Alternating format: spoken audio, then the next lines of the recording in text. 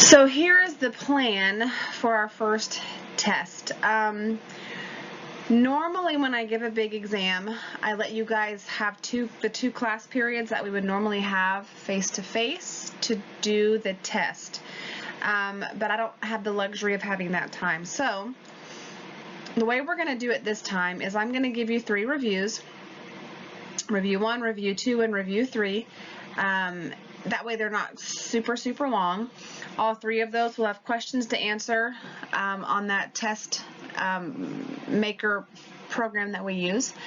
And I'm going to need you guys to get those done by Monday afternoon so that I can print them out and go through them before our face-to-face time on Tuesday, because I really need to be able to know what to go over while we're face-to-face on Tuesday. And then you're going to have your exam online. And I really wanted to try to get it in face-to-face, but I'm afraid we're not going to have enough time, and I would rather you guys be able to slow down. So let's jump into our first review. This one's going to cover order of operations, exponents, and roots. The first type of problem I want us to work through is an order of operations problem. Some of you are still kind of struggling on this, so I really need you to slow down and pay attention to the steps we're supposed to take. Remember, we have to work in a certain order.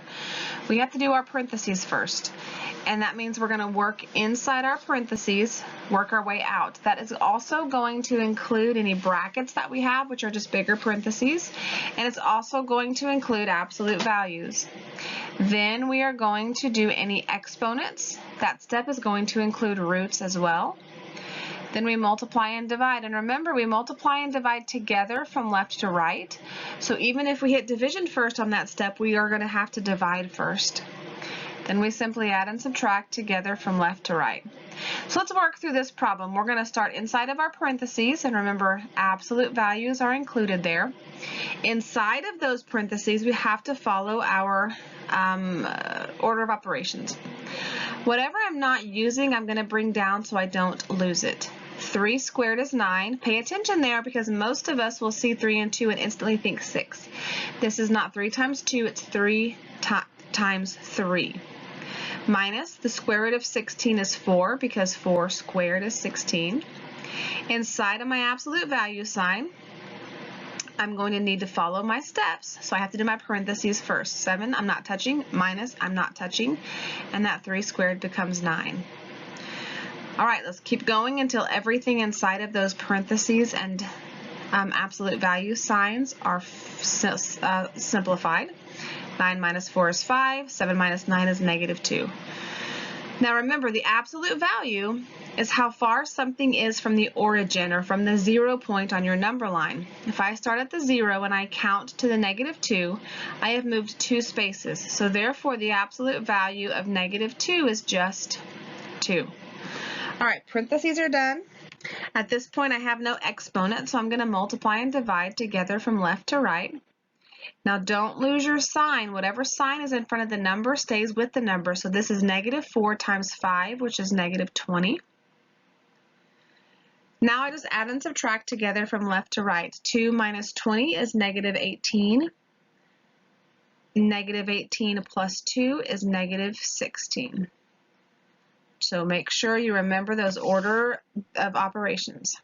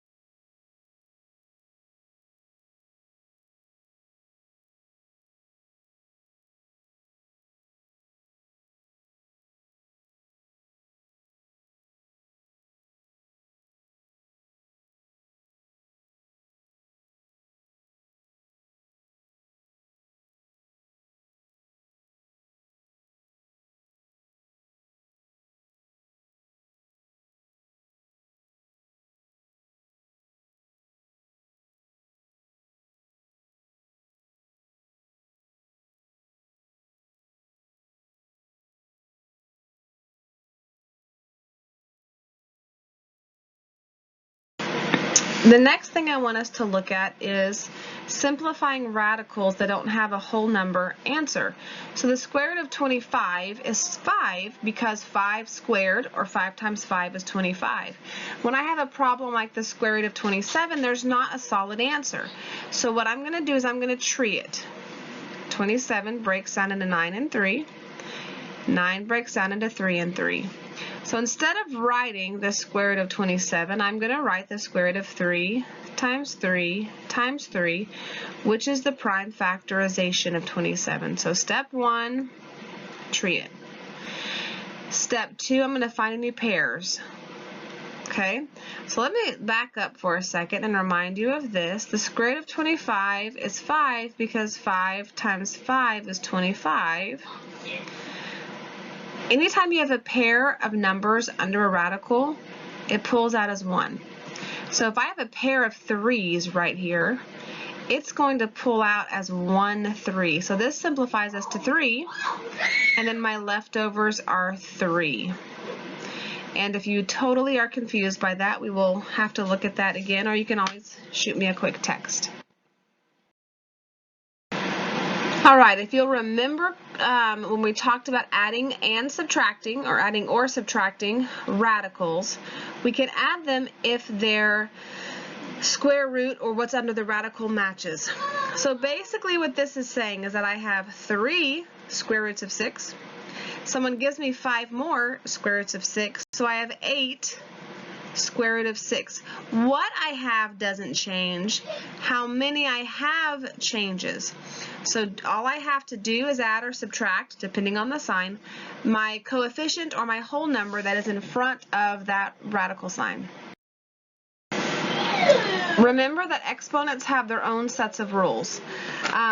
This is x squared times x7. How do I know I'm multiplying? Two things side by side with no sign means multiply.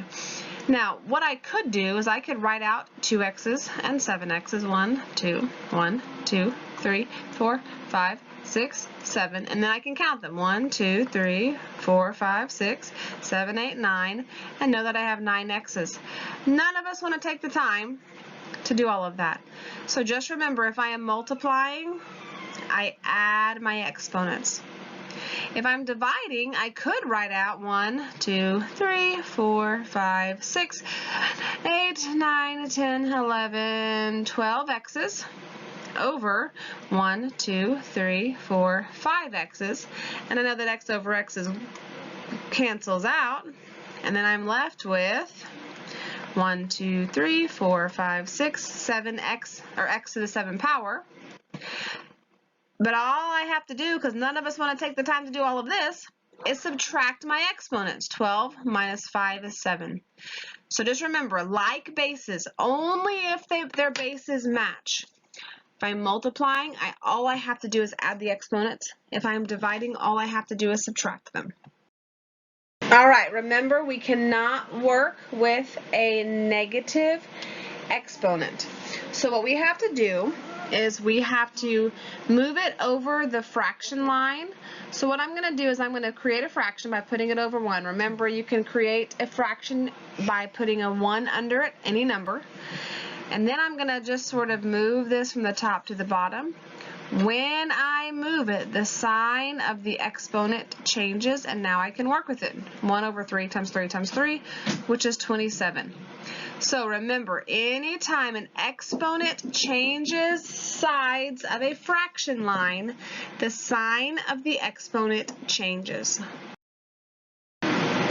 So we have 2 to the negative third over 4 to the negative squared, or however you would say that. And I can't solve anything here because I legally can't work with a negative exponent. So what I'm going to do is I'm going to move them over the fraction lines. I'm going to take my 2 to the bottom, and I'm going to take my 4 to the top. And remember, when things cross the fraction line, the sign of the exponent changes. It's really crooked. So it's still really crooked. I'm going to take the 2 to the negative 3 to the bottom, and the sign of the exponent then changes.